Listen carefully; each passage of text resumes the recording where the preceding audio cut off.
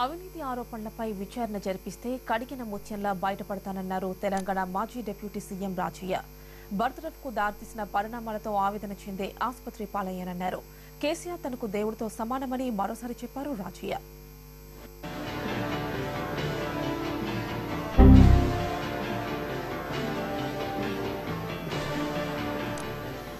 వైద్యారోగ్య శాఖలో అవినీతి ఆరోపణలు మొదలు అకస్మాత్తుగా మంత్రి పదవి నుంచి తొలగించడం వరకు జరిగిన పరిణామాలతో మాజీ డిప్యూటీ సీఎం రాజయ్య తీవ్ర ఆందోళన చెందారు.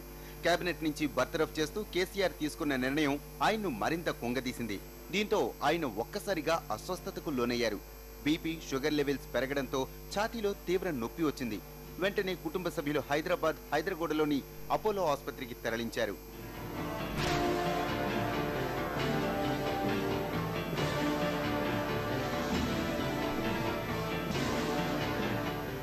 రాజయ్యకు అత్యవసరంగా వైద్య సేవలు అందించిన డాక్టర్లు ఆయన్ని కొన్ని గంటల పాటు పరిశీలనలో ఉంచారు. ఆరోగ్యం నిలకడగా ఉండడంతో డిశ్చార్జ్ చేశారు. బర్తరఫ్ మాట విని ఆవేదనకు లోనైనట్టు రాజయ్య చెప్పారు. నా మీద నాకు నమ్మకం ఉంది, ఆత్మ నిబ్బరం ఉంది, ఆత్మవిశ్వాసం ఉంది, నాకు ఏం కాదు అనేది దయచేసి నాకు సహకరించాల్సిందిగా కోరుతున్నా. ఇదంతా కూడా స్ట్రెస్ వల్లనే కాబట్టి మరింత స్ట్రెస్ లేకుండా నాకు సెలవివ్వాల్సిందిగా కోరుకుంటున్నా. ఒకటి మాత్రం మరొక్కసారి రెండు చేతులు జోడించి అభిమానులకు, మాదిగ బిడ్డలకు, దళితులందరికీ, అన్ని వర్గాల ప్రజలకు, ప్రత్యేకంగా బీసీ సోదరులకు, క్రైస్తవులకు, ప్రతి ఒక్కరికి కూడా నన్ను ఇన్ని రోజులు ఏ విధంగా ఆదరించి అభిమానించారో అదే ఆదరణతోటి దయచేసి ఎలాంటి ఆందోళన కార్యక్రమాలకు దిగొద్దని రెండు చేతులు జోడించి చెప్తాను.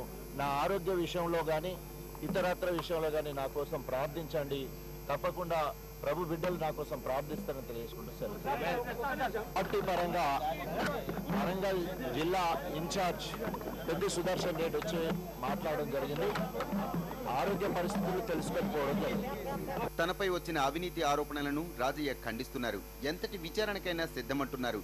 ఆరోగ్యం కుదుటపడడంతో కుటుంబ సభ్యులతో పాటు సన్నిహితులు ఊపిరి పీల్చుకున్నారు.